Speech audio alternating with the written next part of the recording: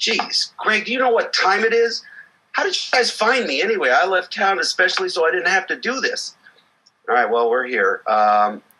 Congratulations. Hope that everything goes great. And you know I love Mediazoic. You do, don't you?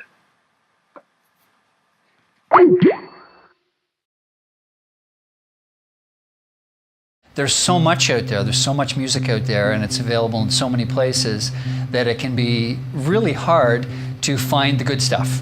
Every real music lover probably only has maybe a dozen people that really influence them musically. We wanted to find a way that you could listen to those dozen people, those fantastic music curators in your life, whether they be DJs or labels or close friends or whatever, and use that as a filter to listen to the music that you really like. I got this email out of the blue from this crazy guy called Greg, and he says, I've got this Mediazoic thing. And I thought, what kind of thing's that, Mediazoic? And Greg pitched me this idea about this streaming service that would access iTunes, and I could be a DJ. And I thought, that's a great idea. Well, I met Greg, the founder, and my senior partner of Mediazoic through an amateur music initiative. And we were packing up our music equipment one night, and he told me he was the founder of a digital music streaming venture. And I asked him, like Pandora? And Greg said, yeah, but better. And I said, no way. I'm the guy with the mixtapes, with the burnt CDs, the guy sending out links to YouTube songs all the time to my friends. And then I realized I could be a DJ. I could help redefine the DJ. And so now I'm a Mediazoic streamer, and I love it. How did I first hear about Mediazoic?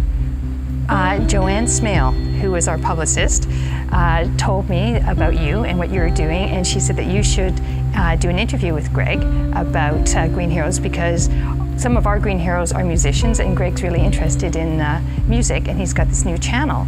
And then I met you, and you started telling me more about it, and I got really intrigued, because what we're doing for television, as a television producer, by going online, is what you're doing with radio. And I thought that was really exciting, and I thought that we could connect in some way and share what we know and how we're revolutionizing the old media into the new media. If you're a music fan, one of the most frustrating things is that all the avenues of music are essentially corporately controlled.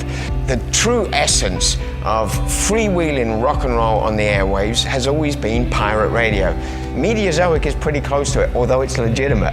Right from day one, we've purpose-built our entire model and our entire system to make sure that listens on the system are very carefully monitored and tracked, so that we can pay all rights holders, not just artists, but whether it be record labels in some case, whether it be the publishers, the songwriters.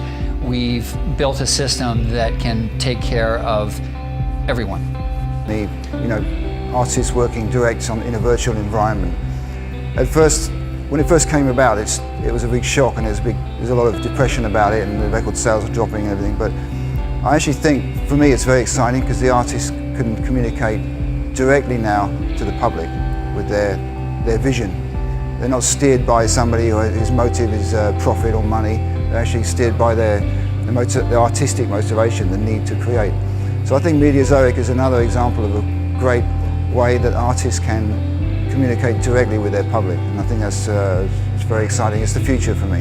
Whether you listen to internet radio, whether you listen to good old-fashioned, what we call terrestrial radio, or just in your car, whether you listen to satellite radio, there's not really a system that allows you to aggregate that and then share it in a way that without having a computer science degree.